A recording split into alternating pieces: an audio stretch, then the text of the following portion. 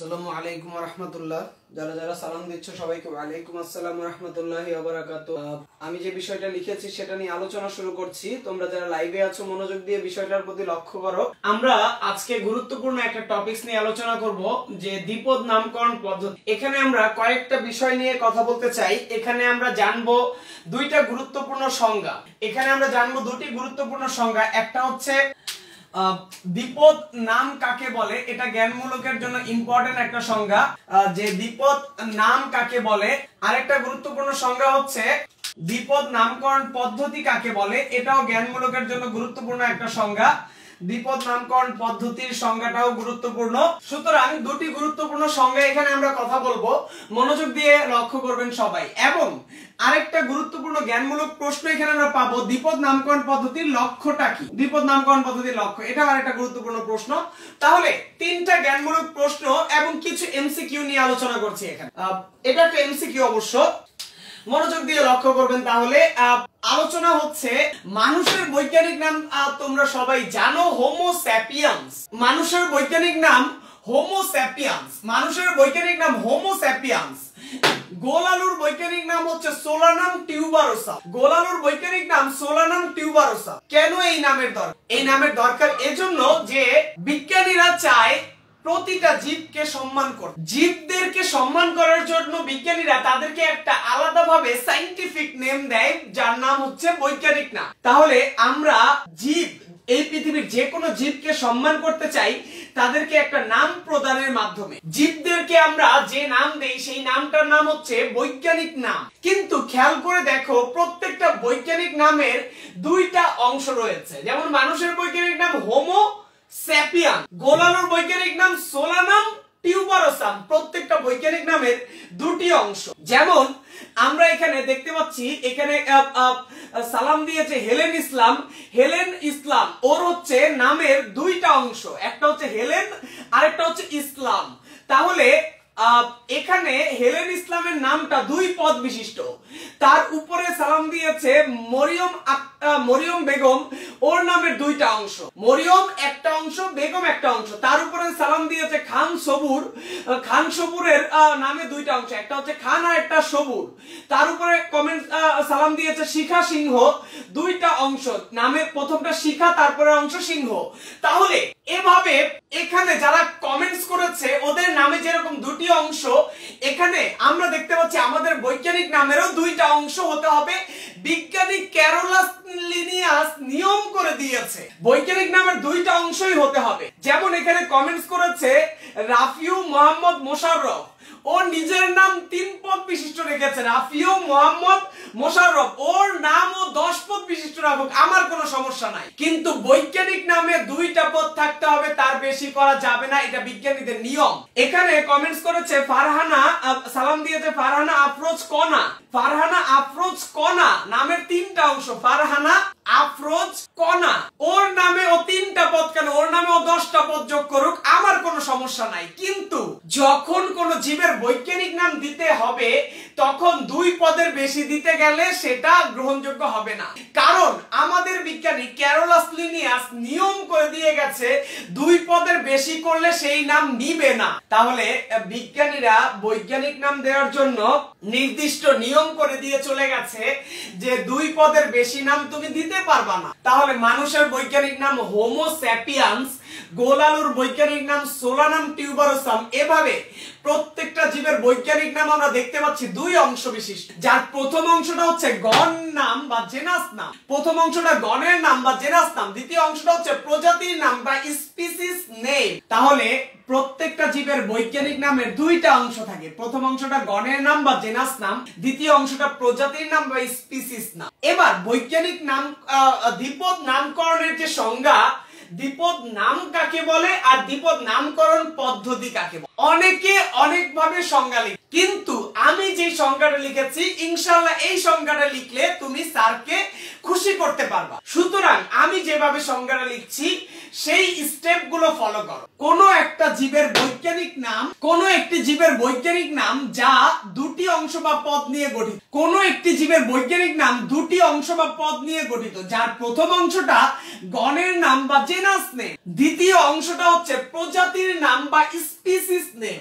এইরূপ দুইটা পদ নিয়ে গঠিত নামকে, এইরূপ দুইটা পদ নিয়ে গঠিত নামকে বলে দ্বিপদ নাম বা বাইনোমিয়াল নেম। এরূপ দুইটা পদ নিয়ে গঠিত নামকে বলা হয় দ্বিপদ নাম বা বাইনোমিয়াল নেম। কোন একটা জীবের বৈজ্ঞানিক নাম দুইটা অংশ বা পদ নিয়ে গঠিত, যার প্রথম অংশটি গণের নাম বা জেনাস নাম এবং দ্বিতীয় অংশটা হচ্ছে, প্রথম অংশটা গণের নাম বা জেনাস নেম, দ্বিতীয় অংশটা হচ্ছে প্রজাতির নাম বা স্পিসিস নেম।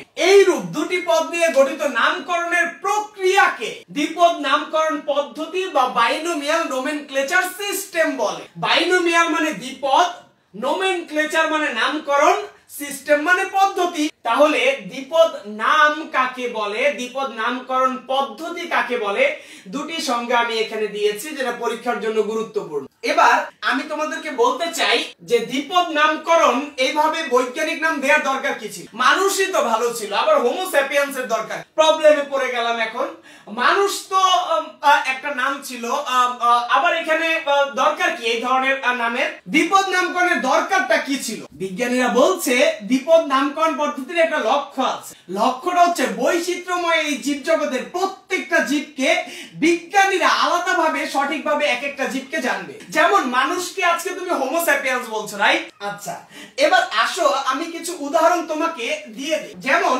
মানুষ, বাংলাদেশে আমরা মানুষ বলি, আবার দেখা যায় রোমানরা মানুষকে বলে ম্যান্নাস, রোমানরা মানুষকে বলে ম্যান্নাস, আবার সংস্কৃতে মানুষকে বলে ম্যানু, আবার দেখা যায় ইংলিশরা মানুষকে বলে ম্যান, আবার দেখা যায় ল্যাটিনরা মানুষকে বলে হিউম্যান, আবার দেখা যায় হিব্রুরা মানুষকে বলে অ্যাডাম, আবার দেখা যায় অ্যারাবিক ভাষায় মানুষকে বলে ইনসান। তাহলে আমি তোমাকে এক মানুষের কত ভাষার নামকরণ দেখাচ্ছি। যেমন বাংলা, আমার বাংলায় মানুষ বলি আমরা আমাকে, আমার বাংলায় তোমাদেরকে আমি মানুষ বলি। রোমানরা এই মানুষকে ম্যান্নাস বলে, সংস্কৃতে এই মানুষকে বলে মেনু, আবার হচ্ছে ইংলিশে বলে ম্যান, আবার ল্যাটিনরা বলে হিউম্যান, হিব্রুতে বলে অ্যাডাম, আরবিকে বলে ইনসান। এত এই যে ঝামেলা, এখন আমি কোনটা শিখ? এত কিছু শিখতে গেলে তো আমার সমস্যা, আমি তো এত কিছু শিখতে পারবো না, আমি তো এত ভাষা এত ল্যাঙ্গুয়েজ মুখস্থ করতে পারবো না, এটা তো কষ্টকর আমার জন্য। তাহলে এই যে ঝামেলায় পড়ে গেলাম, এখন আমি বিপদে পড়ে গেলাম, এই বিপদ থেকে বাঁচানোর জন্য আমাকে, এই বিপদ থেকে বাঁচানোর জন্য আমাকে দিয়েছে দ্বিপদ নামকরণ। এই ঝামেলা থেকে আমাকে বাঁচাতে এই বৈচিত্র্যময় জীবজগতের বৈচিত্র্যময় ল্যাঙ্গুয়েজ এই পৃথিবীর প্রতিটা জায়গায় প্রত্যেকটা জীবকে আলাদা নামে সঠিকভাবে সায়েন্টিফিক নেমে বিজ্ঞানীরা জানবে। বিজ্ঞানীদের এত কাহিনী শেখা লাগবে না, বিজ্ঞানীরা জাস্ট একটা নাম জানবে, পৃথিবীর প্রত্যেক দেশে সেই নাম চালাই দিবে। তাহলে কিছু প্রশ্ন আছে, প্রশ্নগুলোর উত্তর দিচ্ছি, আমি আগে এটা বুঝিয়ে নেই। দ্বিপদ নামকরণ পদ্ধতির লক্ষ্য হচ্ছে এই পৃথিবীর প্রত্যেকটা জীবকে আলাদা নামে সঠিকভাবে জানা। মানে তুমি বাংলাদেশে মানুষ বলবা, আরবিকে হচ্ছে সৌদি আরবে যে ইনসান বলবে, হিব্রুতে যে অ্যাডাম বলবে, এত কাহিনীর দরকার নাই। সব জায়গায় যে প্রমাণ বলবো আমি আই এম এ সায়েন্টিস্ট, বলার পরে আমি বলবো হোমো স্যাপিয়েন্স, মানুষ আর বলার দরকার নাই। সায়েন্টিস্টরা হচ্ছে প্রত্যেকটা জীবের আলাদাভাবে একটা সঠিক নামে জানবে, যেটার নাম হচ্ছে হোমো স্যাপিয়েন্স। আর জীবের বৈজ্ঞানিক নাম ল্যাটিন শব্দে হয়। যেমন দেখো হোমো স্যাপিয়েন্স এই শব্দগুলোর সাথে তোমরা পরিচিত নও, সোলানাম টিউবারসাম এই শব্দগুলোর সাথে তোমরা পরিচিত নও, কারণ এই শব্দগুলো ল্যাটিন শব্দ। বিজ্ঞানী ক্যারোলাস লিনিয়াস বিজ্ঞানী ছিল তো, উনি কিছুটা প্রভাব বিস্তার করেছে। বিজ্ঞানী ক্যারোলাস লিনিয়াস নিয়ম লিখে দিয়ে গেছে, বিজ্ঞানিক নাম করবা ল্যাটিন ভাষা ছাড়া অন্য কোনো ভাষায় করা যাবে না। বিজ্ঞানী ক্যারোলাস লিনিয়াস একটু ক্ষমতা খাটিয়েছে এখানে, উনি বলেছে বিজ্ঞানিক নাম ল্যাটিন শব্দে হইতে হবে, অন্য কোনো ভাষা ব্যবহার করতে পারবা না। সো বিজ্ঞানিক নাম যেহেতু ল্যাটিন ভাষায় করা, পৃথিবীর যে কোনো জায়গায় গেলে বৈজ্ঞানিক নাম একটাই। চেঞ্জ করার কোনো সুযোগ নাই। এই হচ্ছে বৈজ্ঞানিক নাম লিখেছি আমরা। কিছু প্রশ্ন আছে, উত্তর দেই আমি। এখানে প্রশ্ন করেছে কিম সৃষ্টি আইডি থেকে প্রশ্ন করছে, ও ক্লাস 8 এ পড়েছে, যে ও ক্লাস 8 এ পড়েছে, পরিফেরা পর্বে আছে স্কাইফা। কিম সৃষ্টি আইডি থেকে বলছে পরিফেরা পর্বে ও পড়েছে স্কাইফা, একটা স্পঞ্জের নাম হচ্ছে পরিফেরা পর্বে স্কাইফা। ও আমাকে প্রশ্ন করেছে যে এই বৈজ্ঞানিক নাম তাহলে এক পদ বিশিষ্ট হলো কেন? এটা এক পদ বিশিষ্ট নাম নয়, এটা দুই পদ বিশিষ্ট নাম। তুমি ক্লাস 8 এ ছোট্ট একটা মানুষ ছিলা, তোমাকে বোঝানোর জন্য সংক্ষেপে শুধুমাত্র গণ অংশটা লিখেছে। স্কাইফার পুরা নাম হচ্ছে স্কাইফা জিলাটিনোজাম। স্কাইফার পুরা নাম হচ্ছে স্কাইফা জিলাটিনোজাম। ক্লাস 8 এ তুমি ছিলা ছোট একজন মানুষ, তোমাকে শুধুমাত্র হাইড্রা লিখে তোমাকে সহজভাবে বুঝিয়েছিল। তুমি যখন বড় হবা তখন জানতে পারবা হাইড্রার বৈজ্ঞানিক নাম হচ্ছে হাইড্রা ভুলগারিস। তাহলে এগুলা হচ্ছে তুমি ক্লাস 8 এ ছোট মানুষটি ছিলা বলে তোমাকে বলেছে যে সংক্ষেপে গণ অংশ দিয়ে প্রকাশ করেছে। যে পরিফেরার একটা উদাহরণ বলেছে স্কাইফা, নিডারিয়ার একটা উদাহরণ বলেছে হাইড্রা, কিন্তু এগুলো দুই পদ বিশিষ্ট নাম। তুমি ছোট মানুষটি ছিলা বলে তোমাকে সহজভাবে বুঝিয়েছে। কিম সৃষ্টি আইডি থেকে যে প্রশ্নটা করেছো তুমি বুঝতে পেরেছো কিনা আমাকে কমেন্টস করে জানাবা। আচ্ছা, এখানে সুবা তারান্নুম আভা যে প্রশ্নটা করেছে, এই প্রশ্নটা অনেকের মনের একটা প্রশ্ন, যে ও বলেছে মানুষের গণ অংশ হচ্ছে হোমো, মানুষের গণ অংশ হচ্ছে হোমো, আর মানুষের প্রজাতি হচ্ছে হোমো স্যাপিয়ান্স। এই কথাটা অনেকেরই হচ্ছে একটু কনফিউশন আছে, এই জিনিসটা ক্লিয়ার করার চেষ্টা করবো ইনশাআল্লাহ। মনোযোগ দাও, মানুষের, খেয়াল করবা মনোযোগ দিয়ে, মানুষের গণের নাম বা গণ অংশ বা জেনাস নেম হচ্ছে হোমো। গণের নাম, গণ অংশ বা জেনাস নেম হচ্ছে হোমো। আর হচ্ছে প্রজাতির নাম, প্রজাতি অংশ বা স্পেসিস নেম হচ্ছে স্যাপিয়ান্স। গণ অংশ আর প্রজাতিক অংশ দুইটা যোগ করে বানানো হয় প্রজাতি। প্রজাতির অংশ কিন্তু প্রজাতি নয়, তোমরা ভুল করছো, তোমরা বুঝতে পারছো না। প্রজাতির অংশ কিন্তু প্রজাতি নয়। প্রজাতি বা স্পিসিস ইজুগাল টু গণ অংশ, বৈজ্ঞানিক নাম ইজুগাল টু প্রজাতি বা স্পিসিস। বৈজ্ঞানিক নাম ইজুগাল টু প্রজাতি বা স্পিসিস, যেটা বানানো হয়েছে দুইটা অংশ নিয়ে। একটা হচ্ছে গণ অংশ প্লাস প্রজাতি অংশ ইজুগাল টু হোমো স্যাপিয়ান। তাহলে আমি তোমাদেরকে বলতে চাচ্ছি, তোমরা যে ভুলগুলা করছো সেটা একটু কারেকশন করিয়ে দিচ্ছি। মানুষের গণ অংশ হচ্ছে হোমো, প্রজাতি অংশ হচ্ছে স্যাপিয়ান্স। দুইটাকে মিলিয়ে বানানো হয়েছে প্রজাতি বা বৈজ্ঞানিক নাম। প্রজাতি অংশ আর প্রজাতি কিন্তু সেম নয়। স্যাপিয়ান্স হচ্ছে প্রজাতি অংশ আর প্রজাতি হচ্ছে পুরাটা। প্রজাতি মানে একটা জাত, প্রজাতি মানে হচ্ছে একটা পুরো একটা ক্যারেক্টার, আর প্রজাতিক অংশ হচ্ছে নামের একটা খণ্ড। প্রজাতি মানে হচ্ছে পুরাটা আর প্রজাতিক অংশ মানে নামের শেষ খণ্ডটা। তাহলে গণ অংশ হচ্ছে নামের প্রথম খণ্ড, প্রজাতি অংশ হচ্ছে নামের শেষ খণ্ড, আর প্রজাতি বা বৈজ্ঞানিক নাম হচ্ছে নামের দুইটা অংশ যোগ করে হোমো স্যাপিয়ান্স। সুবা তারান্নুম আভা এবং কিম সৃষ্টির এই প্রশ্নটার অ্যান্সার মোহাম্মদ মিজান এই প্রশ্নটা করতে চেয়েছিলা। তোমরা দেখো এই প্রশ্নের অ্যান্সারটা পেয়েছো কিনা। আচ্ছা, দেখা যাচ্ছে বুঝতে পেরেছে। আর হচ্ছে এখানে আমাকে প্রশ্ন করেছে যে দিলরুবা আক্তার প্রশ্ন করেছে যে হোমো স্যাপিয়ান্স এই শব্দটার বাংলা মিনিং কি। হোমো স্যাপিয়ান্স এই শব্দটার বাংলা মিনিং আমি গতকালকে লিখে দিয়েছি। হোমো স্যাপিয়ান্স এই শব্দটার বাংলা মিনিং গতকালকে লিখে দিয়েছি। কোশ্চেন করেছে আমাকে দিলরুবা আক্তার, তুমি গত ক্লাসের খাতাটা উল্টিয়ে দেখো। হোমো মানে হচ্ছে মস্তিষ্ক সবচেয়ে বড় আর খারাপভাবে দুই পায়ে দাঁড়াতে পারে, এই বৈশিষ্ট্যের প্রাণীদেরকে বলে হোমো। আর স্যাপিয়ান্স মানে হচ্ছে খাড়া কপাল যারা বুদ্ধিভিত্তিক ভাবে উন্নত। হোমো মানে হচ্ছে দেখা যায় হোমো মানে হচ্ছে মস্তিষ্কটা বড়, আর স্যাপিয়ান্স মানে হচ্ছে বুদ্ধিভিত্তিক ভাবে উন্নত। দুইটাই মানুষের মধ্যে আছে, তাই মানুষকে বলা হয় হোমো স্যাপিয়ান্স। এগুলোর বৈশিষ্ট্য গত ক্লাসে আমরা বলেছি, আশা করি বুঝতে পারছো। এবার পুরো টপিকটা আমি আরেকবার ব্যাখ্যা করছি, তোমরা মনোযোগ দিয়ে ব্যাখ্যাটা লক্ষ্য করো। দ্বিপদ নামকরণ, আরেকটা প্রশ্ন এসেছে, একজন প্রশ্ন করেছে, আমি নামটা ভুলে গিয়েছি, একজন প্রশ্ন করেছে দ্বিপদ নাম আর দ্বিপদ নামকরণ পদ্ধতি মানে, বলছে দ্বিপদ নাম আর দ্বিপদ নামকরণ পদ্ধতি মানে। তোমাকে আমি তাহলে প্রশ্ন করব রুটি আর বেকারির মধ্যে পার্থক্য। কে প্রশ্ন করেছে? এই যে তাসনিয়া তাওরিফ সাবা প্রশ্ন করেছে দ্বিপদ নাম আর নামকরণ পদ্ধতির মধ্যে পার্থক্য কি? দ্বিপদ নাম আর দ্বিপদ নামকরণ পদ্ধতির প্রশ্ন কি? তাসমিয়া তাওরিফ সাবা, তোমাকে আমি প্রশ্ন করব যে রুটি আর বেকারির মধ্যে পার্থক্য। তুমি আমাকে তখন বলবা স্যার রুটি হচ্ছে যেটা খাই আর বেকারি হচ্ছে যেটা রুটি বানায়। রুটি হচ্ছে যেটা খাই আর বেকারি হচ্ছে যেটা রুটি বানায়। দ্বিপদ নাম হচ্ছে হোমো স্যাপিয়েন্স।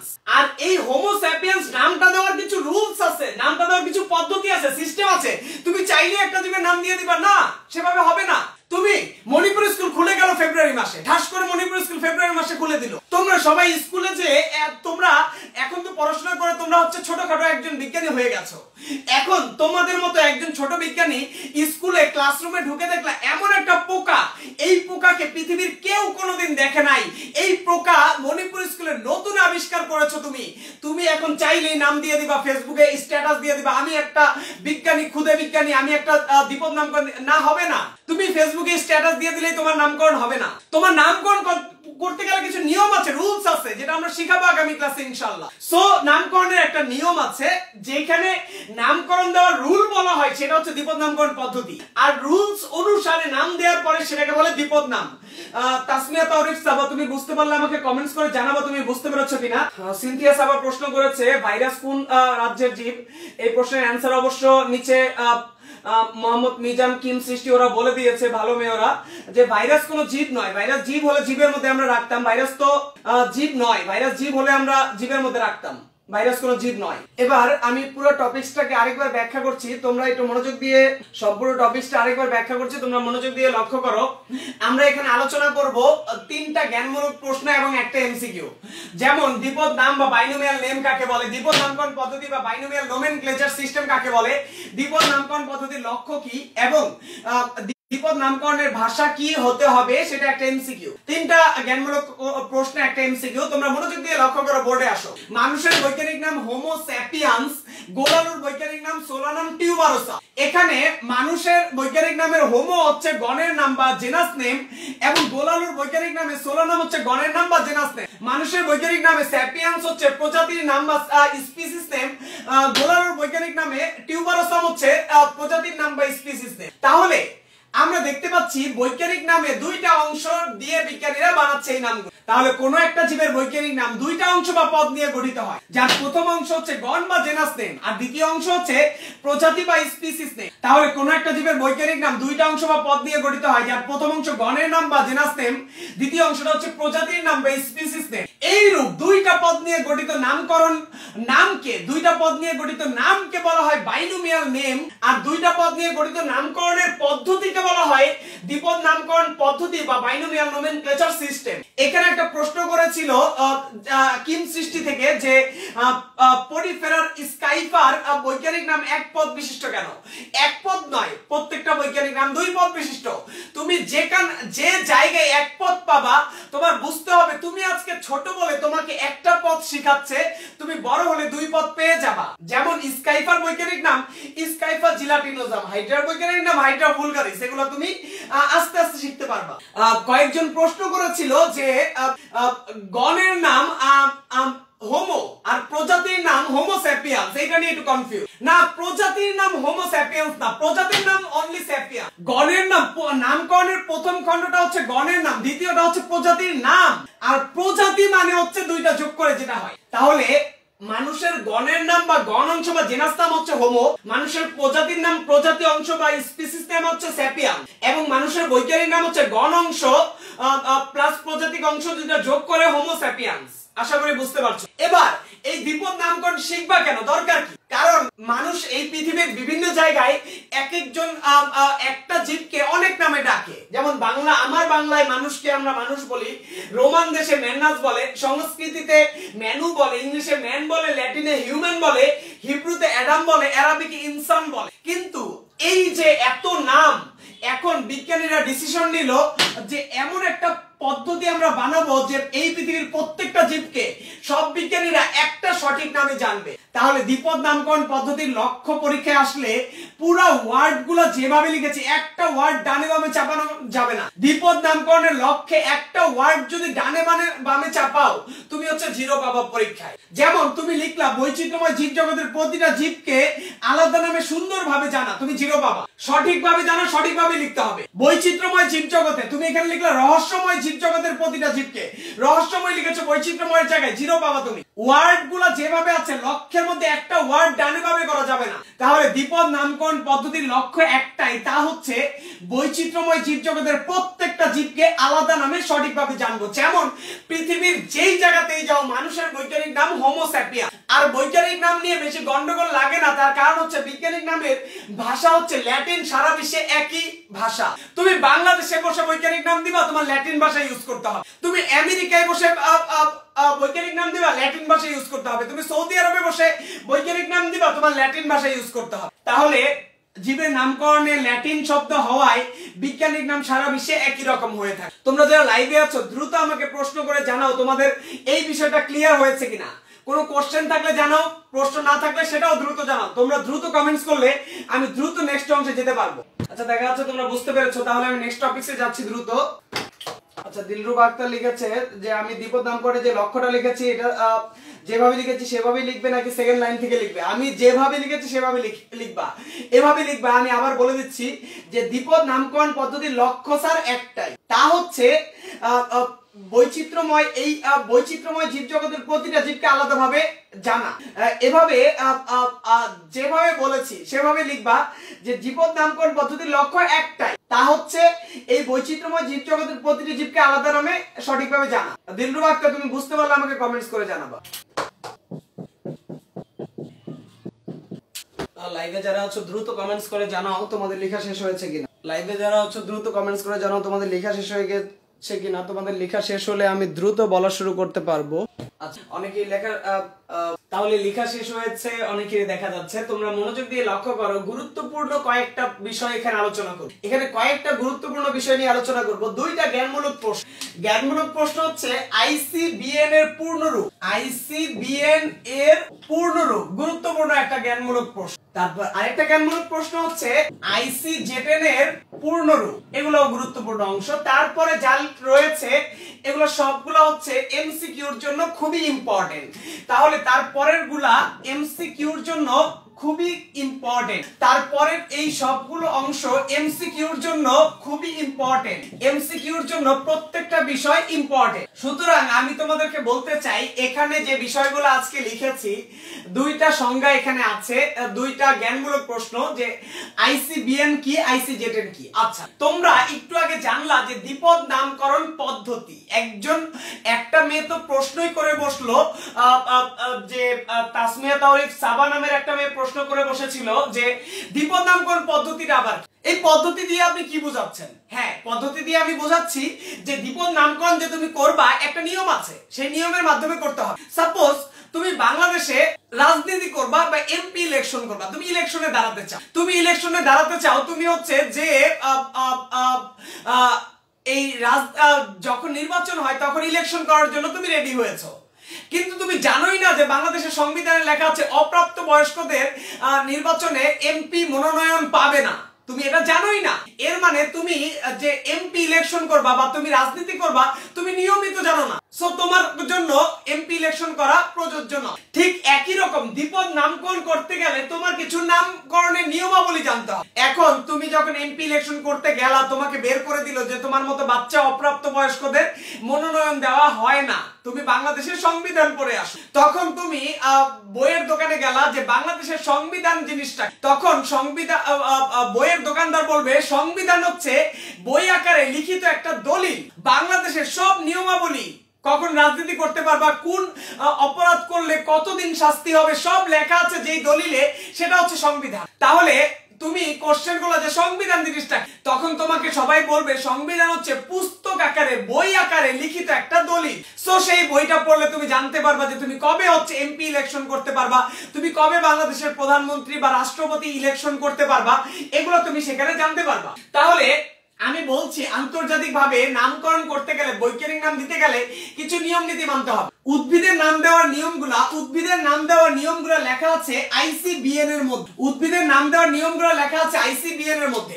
আইসিবিএন এর পূর্ণ রূপ হচ্ছে আইতে ইন্টারন্যাশনাল, সিতে হচ্ছে code of car botanical nomenclature. Botanical মানে হচ্ছে উদ্ভিদ সম্পর্কিত।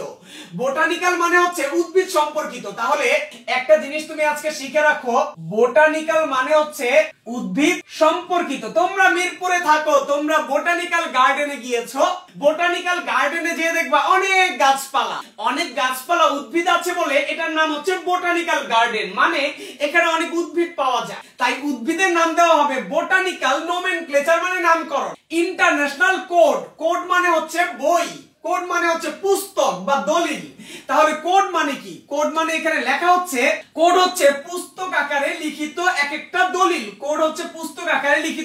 দলিল। তাহলে তোমরা বিভিন্ন দলিলের বা হচ্ছে বইয়ের নাম জানো।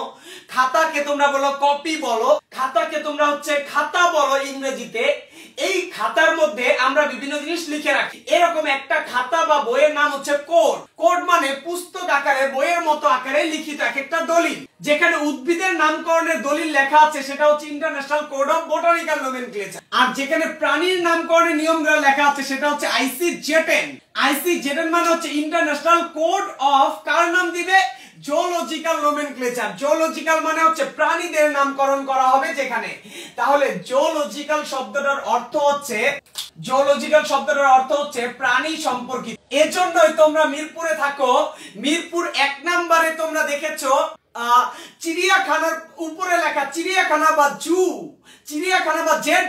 জু এর মানে হচ্ছে, জু মানে হচ্ছে যেই জায়গায় ঢুকলে তোমরা অনেকগুলা প্রাণী দেখতে পাবা, এটা হচ্ছে চিড়িয়াখানা। তাহলে প্রাণীদের নামকরণ করা হবে international code of zoological nomenclature. এখন তুমি মণিপুর স্কুলে ঢুকে হঠাৎ করে দেখলা, আরে বাবা নতুন একটা পোকা, এই পৃথিবীর কেউ এটা দেখে নাই, এটা নাম তুমি দিবা। তোমার যদি একটা প্রাণীর নাম দিতে চাও, তোমাকে দৌড়ে যেতে হবে আইসিজেটেন এর নিয়মের মধ্যে। আইসিজেটেন একটা বই লেখা আছে, এই বইয়ের মধ্যে যা নিয়ম আছে সেই নিয়ম অনুযায়ী তোমার এই জীবের বৈজ্ঞানিক নাম দিতে হবে। তাহলে international code of zoological nomenclature প্রাণীদের নাম করার জন্য, প্রাণীদের নাম দেওয়ার জন্য এই বই বা এই দলিল ঘেটে তোমার নিয়মগুলা জেনে নিতে হবে। এবার মণিপুর স্কুলে যে তুমি দেখলাম, মণিপুর স্কুলের ছাদের মধ্যে পানি পড়তে পড়তে, বৃষ্টির পানি পড়তে পড়তে এমন একটা বিরল প্রজাতির উদ্ভিদ জন্মেছে যেটা এই পৃথিবীর কোনো বিজ্ঞানী এর আগে দেখে নাই। এর মানে নতুন একটা উদ্ভিদ তুমি আবিষ্কার করলা। এই উদ্ভিদের নাম যদি তুমি আজকে দিতে চাও, তোমার আইসিবিএন এই বইয়ের বা এই দলিলের নিয়মগুলা জেনে নিতে হবে। তাহলে উদ্ভিদের নাম দেয়া যাবে international code of botanical nomenclature অনুযায়ী। ইন্টারন্যাশনাল মানে আন্তর্জাতিক, কোড মানে হচ্ছে পুস্তক আকারে লিখিত দলিল, বোটানিক্যাল মানে উদ্ভিদ সম্পর্কিত, জুওলজিক্যাল মানে প্রাণী সম্পর্কিত, নোমেনক্লেচার মানে নামকরণ। তাহলে উদ্ভিদের নামকরণের জন্য যে দলিলটা রয়েছে সেটা হচ্ছে আইসিবিএন, প্রাণীদের নাম করার জন্য যে দলিলটা রয়েছে সেটার নাম হচ্ছে আইসিজেটেন। তাহলে আমি তোমাকে বলতে চাই যে আন্তর্জাতিকভাবে কিছু সুনির্দিষ্ট নিয়ম নীতি মেনে বৈজ্ঞানিক নাম নির্ধারণ করা যায়। উদ্ভিদের নাম করা যায় আইসিবিএন স্বীকৃত নিয়ম অনুযায়ী, আর প্রাণীর নাম করা যায় আইসিজেটেন স্বীকৃত নিয়ম অনুযায়ী। আইসিবিএন এর পূর্ণ রূপ হচ্ছে international code of botanical nomenclature, অসংখ্যবার পরীক্ষায় আসে। আইসিজেটেন এর পূর্ণ রূপ হচ্ছে international code of zoological nomenclature. এই কোডগুলা কি? এই কোডগুলো অ্যাকচুয়ালি হচ্ছে পুস্তক আকারে লিখিত কিছু দলিল। এই নিয়মগুলা, এই দলিলগুলা কে লিখেছে? এই দলিলগুলো লিখেছে আমাদের বিজ্ঞানী, সুইডিশ বিজ্ঞানী ক্যারোলাস লিনিয়াস। 1753 সালে সুইডিশ বিজ্ঞানী ক্যারোলাস লিনিয়াস একটা বই লেখেন, বইটার নাম হচ্ছে স্পিসিস প্লান্টেরাম। এই বইটা উদ্ভিদ বিজ্ঞানে এক গুরুত্বপূর্ণ অধ্যায়ের সূচনা করে। কোন বিজ্ঞানের? স্পিসিস প্লান্টেরাম কোন বিজ্ঞানের গুরুত্বপূর্ণ অধ্যায় সূচনা করেন? উদ্ভিদ বিজ্ঞানের। কারণ কি? কারণ স্পিসিস প্লান্টেরাম বইতে 1753 সালে বিজ্ঞানী ক্যারোলাস লিনিয়াস আইসিবিএন এর নিয়মাবলী লিখেছিল। তাহলে স্পিসিস প্লান্টেরাম বইতে বিজ্ঞানী ক্যারোলাস লিনিয়াস আইসিবিএন এর নিয়মাবলী লিখেছিল এবং এখানে উনি উদ্ভিদের নাম দিয়েছিল। তাহলে বিজ্ঞানী ক্যারোলাস লিনিয়াস 1753 সালে যে বইটা লিখেছিল স্পিসিস প্লান্টেরাম, এখানে আইসিবিএন এর নিয়মাবলী লিখেছে আর উদ্ভিদের নাম দিয়েছে। এই বইটা দ্বিপদ নামকরণ পদ্ধতির জন্য একটা অবিস্মরণীয় বই। এই বইয়ের মধ্যে বিজ্ঞানী ক্যারোলাস লিনিয়াস দ্বিপদ নামকরণ কিভাবে করতে হয় সেটা সংজ্ঞা দিয়েছে। বিজ্ঞানী ক্যারোলাস লিনিয়াস দ্বিপদ নামকরণ আমাদের শিখিয়েছিল 1753 সালে লেখা স্পিসিস প্ল্যান্টারাম বইয়ের মাধ্যমে। স্পিসিস প্ল্যান্টারাম বইতে বিজ্ঞানী ক্যারোলাস লিনিয়াস গণ আর প্রজাতির সংজ্ঞা দিয়েছিল।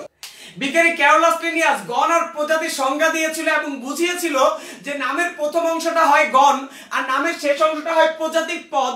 এভাবে গণ আর প্রজাতি দিয়ে কিভাবে দ্বিপদ নাম করতে হয় বিজ্ঞানী ক্যারোলাস লিনিয়াস আমাদের বলেছিল। শ্রেণীবিন্যাসের ধাপ হচ্ছে বর্তমানে 7টা। শ্রেণীবিন্যাসের ধাপ হচ্ছে বর্তমানে 7টা। রাজ্য, পর্ব, শ্রেণী, বর্গ, গোত্র, গণ, প্রজাতি। শ্রেণীবিন্যাসের ধাপ হচ্ছে বর্তমানে 7টা। জগৎ, পর্ব, শ্রেণী, বর্গ, গোত্র, গণ, প্রজাতি। কিন্তু তুমি কি মনে করছো এই যে আন্তর্জাতিকভাবে শ্রেণীবিন্যাসের 7টা ধাপ বিজ্ঞানী ক্যারোলাস লিনিয়াস এই 7টা ধাপ দিয়েছিল? না, বিজ্ঞানী ক্যারোলাস লিনিয়াস দিয়েছিল 4টা ধাপ। পরবর্তীতে আরো 3টা ধাপ এক্সট্রা এসেছে। বিজ্ঞানী ক্যারোলাস লিনিয়াস শ্রেণীবিন্যাসের জন্য 4টা ধাপ দিয়েছিল, পরবর্তীতে আরো 3টা ধাপ যুক্ত হয়েছে। বিজ্ঞানী ক্যারোলাস লিনিয়াস কোন জীবের জন্য বিজ্ঞানী ক্যারোলাস লিনিয়াস তার গ্রন্থে জীবের নামকরণ জীবের শ্রেণীবিন্যাস করার জন্য 4টা ধাপ ব্যবহার করেন। উনি ব্যবহার করেন শ্রেণী, বর্গ, গণ এবং প্রজাতি, এই 4টা ধাপ। বিজ্ঞানী ক্যারোলাস লিনিয়াস নামকরণ শ্রেণীবিন্যাস করার জন্য 4টা ধাপ ব্যবহার করতেন: শ্রেণী, বর্গ, গণ, প্রজাতি। নতুন যুক্ত হয়েছে জগৎ পর্ব। শ্রেণীর আগে যুক্ত হয়েছে জগৎ পর্ব, শ্রেণী, বর্গ, বর্গের পরে আবার যোগ হয়েছে গোত্র। তাহলে আন্তর্জাতিকভাবে বর্তমানে শ্রেণীবিন্যাসের ধাপ হচ্ছে 7টা, কিন্তু বিজ্ঞানী ক্যারোলাস লিনিয়াস ব্যবহার করত শ্রেণীবিন্যাসের 4টা ধাপ। পরবর্তীতে আরো 3টা ধাপ যুক্ত হয়ে শ্রেণীবিন্যাসের মোট 7টা ধাপ তৈরি হয়েছে। নিঃসন্দেহে বিজ্ঞানী ক্যারোলাস লিনিয়াসের এই দ্বিপদ নামকরণ পদ্ধতি একটা চমৎকার আবিষ্কার। এখন তোমাদের কারো কারো মনে প্রশ্ন আসছে, বিজ্ঞানী ক্যারোলাস লিনিয়াস উদ্ভিদ বিজ্ঞানের নিয়মগুলো দিল, প্রাণী বিজ্ঞানের নিয়ম দেয়নি? হ্যাঁ, প্রাণী বিজ্ঞানের নিয়ম দিয়েছে বিজ্ঞানী ক্যারোলাস লিনিয়াস 1758 সালে সিস্টেমা ন্যাচারি নামক গ্রন্থে। সিস্টেমা ন্যাচারি নামক গ্রন্থে। তাহলে বিজ্ঞানী ক্যারোলাস লিনিয়াস 1753 সালে স্পিসিস প্ল্যান্টারাম বইতে আইসিবিএন এর নিয়ম দেন এবং উদ্ভিদের বৈজ্ঞানিক নামগুলো এখানে উল্লেখ করেন। এবং বিজ্ঞানী ক্যারোলাস লিনিয়াস 1758 সালে তার সিস্টেমা ন্যাচারি নামক বইতে ICJ-10 এর নিয়মাবলী লেখেন এবং প্রাণীর নাম দেন। বিজ্ঞানী ক্যারোলাস লিনিয়াস উদ্ভিদের নাম দিয়েছিল 1753 সালের স্পিসিস প্ল্যান্টারাম বইতে, এবং বিজ্ঞানী ক্যারোলাস লিনিয়াস ICJ-10 এবং প্রাণীর বৈজ্ঞানিক নাম দিয়েছিল 1758 সালে সিস্টেমা ন্যাচারি নামক বইতে। কিম সৃষ্টি যে প্রশ্নটা করছে যে সুইডেনের ভাষা তো হচ্ছে সুইডিশ, তাহলে ক্যারোলাস লিনিয়াস কেন ল্যাটিনকে প্রাধান্য দিয়েছে? আগে সুইডেন, তারপরে হচ্ছে আশেপাশে যে দেশগুলো ছিল সবগুলোতেই দেখা গিয়েছে যে ল্যাটিন ভাষাই প্রচলন ছিল, এবং সেই ভাষাগুলো আস্তে আস্তে চেঞ্জ হয়ে বর্তমানের নতুন নতুন ভাষা সৃষ্টি হয়েছে। কিম সৃষ্টি তুমি বুঝতে পারলে আমাকে কমেন্টস করে জানাবা। মাহমুদা খানম প্রশ্ন করছে যে নতুন ধাপগুলো কেন দিয়েছে? নতুন ধাপগুলো নতুন নতুন কিছু বিজ্ঞানী দিয়েছে যাদের নাম আমার মনে নাই। আচ্ছা, এখন তোমাদেরকে আমি একটা প্রশ্ন করতে চাই যে হোমো স্যাপিয়ান্স এই নামটা বিজ্ঞানী ক্যারোলাস লিনিয়াস কত সালে কোন বইতে লিখেছে? একটা নৈবিত্তিক আমি প্রশ্ন করতে চাই তোমাদেরকে যে বিজ্ঞানী ক্যারোলাস লিনিয়াস হোমো স্যাপিয়ান্স এই নামটা কত সালে কোন বইতে দিয়েছিলেন? তোমরা যারা লাইভে আছো আমাকে দ্রুত কমেন্টস করে জানাও হোমো স্যাপিয়ান্স এই নামটা বিজ্ঞানী ক্যারোলাস লিনিয়াস কত সালে কোন বইতে প্রদান করেন? মাকসুদা খন্দকার সঠিক অ্যান্সার করেছে যে 1758 সালের সিস্টেমা ন্যাচারি গ্রন্থে। কারণ আমি তোমাদের বলেছি হোমো স্যাপিয়ান্স মানুষ একটা প্রাণী, আর প্রাণীর নামকরণ করেছে বিজ্ঞানী ক্যারোলাস লিনিয়াস 1758 সালে সিস্টেমা ন্যাচারি গ্রন্থে। মাকসুদা খন্দকার সঠিক অ্যান্সার, দিলরুবা আক্তার সঠিক অ্যান্সার, শামসুন নাহার সঠিক অ্যান্সার, মোর্শেদা ইসলাম সঠিক অ্যান্সার, ফারাদ আসলিম সঠিক অ্যান্সার, প্রমিতা জাহান সঠিক অ্যান্সার, সুবাতারান্নম আভা সঠিক অ্যান্সার, সালেউদ্দিন আহমেদ সঠিক অ্যান্সার, রাফিউ মোহাম্মদ সঠিক অ্যান্সার, আব্দুল জব্বার সঠিক অ্যান্সার, খন্দকার তাসলিমা সঠিক অ্যান্সার, পারভিন তাহমিদা সঠিক অ্যান্সার, নাজদিন নাহার। দেখা যাচ্ছে সবাই পেরেছো। তাহলে আমি তোমাকে যদি এখন প্রশ্ন করি সোলানাম টিউবারোসাম এই বৈজ্ঞানিক নামটা কত সালে কোন বইতে দেওয়া হয়েছিল, তখন তোমরা নিশ্চয়ই বুঝে গিয়েছো সোলানাম টিউবারোসাম হচ্ছে আলু যেহেতু একটা উদ্ভিদ, তাহলে তার নাম দেওয়া হয়েছে 1753 সালে স্পিসিস প্ল্যান্টারাম বইতে। তাহলে আজকে থেকে কমন একটা নৈবিত্তিক তোমাকে আমি বলে দেই, তোমাদের মাঝে মধ্যে এই নৈবিত্তিক আসছে যে প্রাণীর নাম, একটা উদাহরণ দিল, যেমন ধরো একটা মৌমাছি অ্যাপিস ইন্ডিকা, মৌমাছির বৈজ্ঞানিক নাম কত সালে দেওয়া হয়েছে? 1758। তোমাকে যদি কোশ্চেন করে বাঘের বৈজ্ঞানিক নাম কত সালে? প্যান্থারা টাইগ্রিস, বলবা 1758। সিংহের বৈজ্ঞানিক নাম কত সালে? প্যান্থারা লিও, 1758 সালে। তোমাকে যদি প্রশ্ন করে জবার বৈজ্ঞানিক নাম নাম হিবিস্কাস রোজা সাইনেন্সিস কত সালে? 1753 সালে। তোমাকে যদি কোশ্চেন করে ধান ওরাইজা সেডিবা কত সালে? 1753 সালে। তোমাকে যদি প্রশ্ন করে কাঁঠাল আর্টোকার্পাস হেটেরোফাইলাস 1753 সালে। তোমাকে যদি প্রশ্ন করে আম ম্যাঙ্গিফেরা ইন্ডিকা 1753 সালে। তাহলে আমি তোমাকে বলতে চাই যে উদ্ভিদের নাম আসলেই 1753, প্রাণীর নাম আসলেই 1758। তোমাদের কারো কোনো প্রশ্ন থাকলে কমেন্টসে জানাও। আজকের আলোচনা থেকে কোনো প্রশ্ন থাকলে কমেন্টসে জানাও। পুরো টপিকটা আমি আরেকবার ব্যাখ্যা করে তোমাদের প্রশ্নগুলোর অ্যানসার দিব ইনশাআল্লাহ। আমি বলছি আন্তর্জাতিক নিয়ম আছে কিছু উদ্ভিদের নাম দেওয়ার, আন্তর্জাতিক নিয়ম আছে কিছু প্রাণীর নাম দেওয়া। উদ্ভিদের নাম দেওয়ার নিয়মগুলো প্রণয়ন করে ICBN মানে international code of botanical nomenclature. আর প্রাণীর নামগুলো দেওয়ার জন্য এই তথ্যগুলো আমাদের দেয় international code of zoological nomenclature. এই কোডগুলো হচ্ছে পুস্তক আকারে লিখিত কিছু দলিল, যেই নিয়ম অনুযায়ী উদ্ভিদ এবং প্রাণীর নাম করা হয়। 1753 সালে বিজ্ঞানী ক্যারোলাস লিনিয়াস স্পিসিস প্লান্টেরাম বইটা রচনা করেন।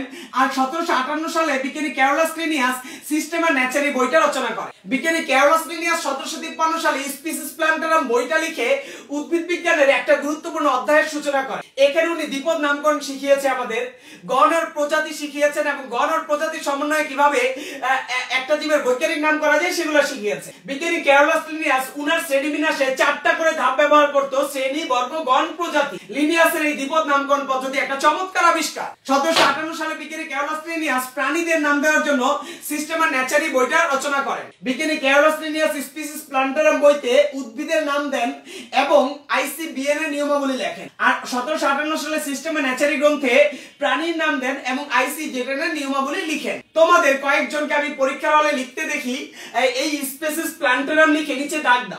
স্পিসিস প্লান্টেরাম লিখে নিচে দাগ দিলে 0 পাবা, কারণ স্পিসিস প্লান্টেরাম কোনো বৈজ্ঞানিক নাম নয়, এটা নিচে দাগ দেওয়া যাবে না, এটা একটা বইয়ের নাম। সুতরাং এই ভুলগুলো করা যাবে না। আচ্ছা, দেখা যাচ্ছে তোমরা অনেকেই কমেন্টস করেছো যে বুঝতে পেরেছো, তোমাদের কারো কোনো প্রশ্ন নেই। তাহলে আজকের আলোচনা থেকে দ্বিপদ নামকরণ কাকে, দ্বিপদ নামকরণ পদ্ধতির সংজ্ঞা, দ্বিপদ নামের সংজ্ঞা, দ্বিপদ নামকরণের লক্ষ্য, ICBN ICJTN এর পূর্ণরূপ, এই জ্ঞানমূলক প্রশ্নগুলো বলেছি এবং অনেকগুলা MCQ বলেছি। তোমরা ভালো করে এই টপিকসগুলা শিখে নিবা। তাহলে আজকের মতো, যেহেতু আমি কোনো প্রশ্ন পাচ্ছি না, তাহলে আজকের মতো বিদায় নিচ্ছি। সবার কাছ থেকে বিদায় নিচ্ছি। সবাইকে আসসালামু আলাইকুম ওয়া রাহমাতুল্লাহি ওয়া বারাকাতুহু।